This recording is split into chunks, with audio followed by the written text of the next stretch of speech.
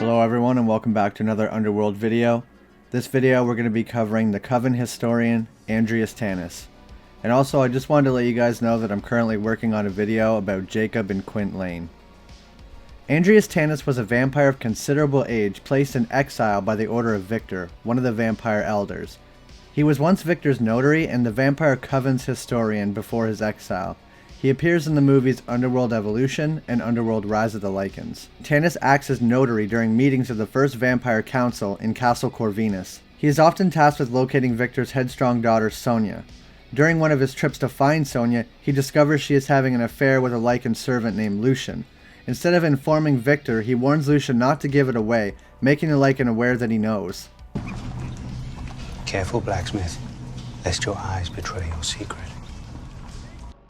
When confronted by Sonia, Tanis admits he remains silent simply for his own benefit and agrees to aid the lovers in exchange for Sonia's seat on the council. Because Sonia was the daughter of an elder, she would automatically inherit a position on the council. Tanis gives Lucian the key to the necklace that prevents him from transforming into his wolf form. Things spiral out of control, however, when Victor learns of the affair and condemns both Sonia and Lucian to death, sparking a war between the vampire and Lycan species. Although Victor finds out about the affair, he never finds out the fact that Andreas Tanis was aware of this affair and did not tell Victor. After the death of Sonia, Lucian escapes his fate and returns with a horde of both Lycans and werewolves, whom he used to defeat the Coven and drive away the remaining vampires.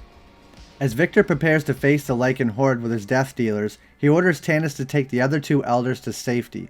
Tanis and the three elders leave what is now Lucian's castle by ship. So this means that Victor and Andreas Tanis, among the other elders, were the only vampires to escape the slaughter at Castle Corvinus. And with the other elders being asleep, only Tanis and Victor knew the events that actually went on there. Centuries later, Tanis attains the position of official Coven historian, but is accused of recording malicious lies by Victor, who felt threatened by Tanis' knowledge of the origins of the vampire and Lycan species. Him knowing that Victor was not the first vampire and Marcus was, Victor was also responsible for creating the Lycans in the first place. For this, he is exiled by Selene, Victor's personal replacement for Sonia. She sends Tanis to an abandoned monastery. Selene comes to realize that what Tanis had recorded years earlier was in fact the truth. During Tanis' time of imprisonment at the monastery, he establishes a comfortable life by trading with the Lycans.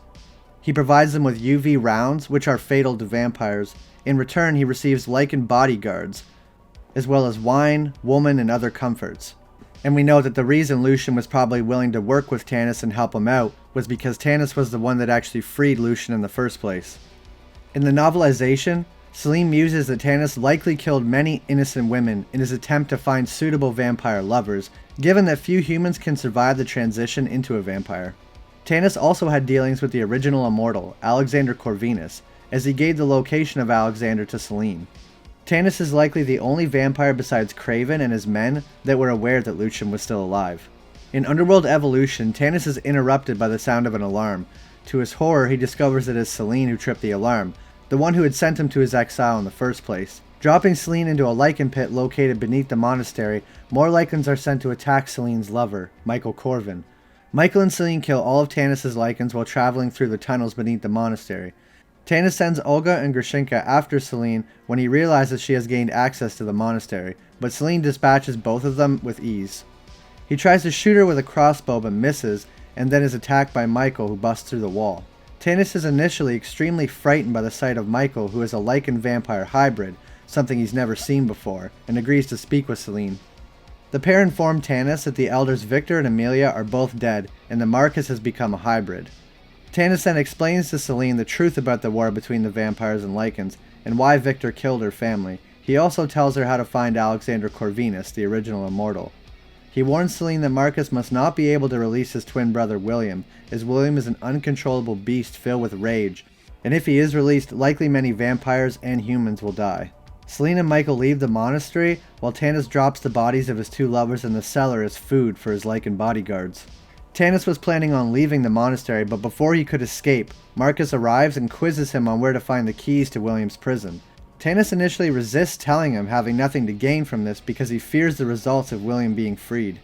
Marcus produces a pair of wings from his back which he uses to pin Tanis to the table, After being thoroughly intimidated, he tells Marcus that there are 2 keys, one of which belonged to Sonya before her death, and another which is hidden within Victor's body, which we know at this point is in Alexander Corvinus' possession.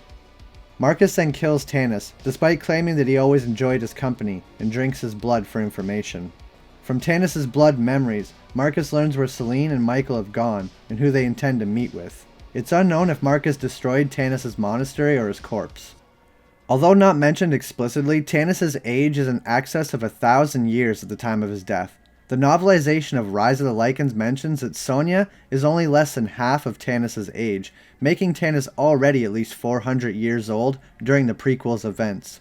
Tanis was created entirely to replace Kraven in Evolution, who was roundly criticized for being poorly acted.